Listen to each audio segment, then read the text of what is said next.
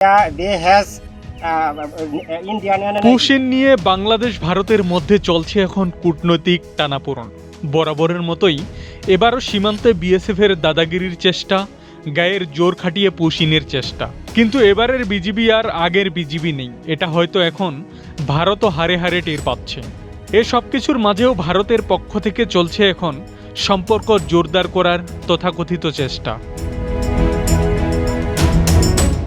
সীমান্তে একদিকে ভারতের পক্ষ থেকে নিজ দেশের মুসলিম নাগরিকদের বাংলাদেশে ঠেলে পাঠানোর অভিযোগ এবং চলমান সীমান্ত উত্তেজনা, অন্যদিকে আনুষ্ঠানিক বৈঠকে বাংলাদেশের বিজিবি পরিচালককে উষ্ণ সংবর্ধনা জানাচ্ছে বিএসএফ।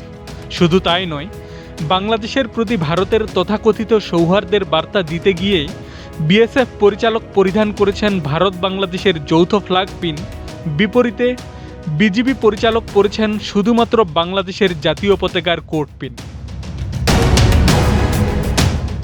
নেটিজেনরা বলছে, ভারতের এমন তথাকথিত উষ্ণ সংবর্ধনা নতুন কিছু নয়, এমনটা তারা আগেও করেছে। একদিকে তারা করেছে পতাকা বৈঠক, অন্যদিকে সীমান্ত হত্যা।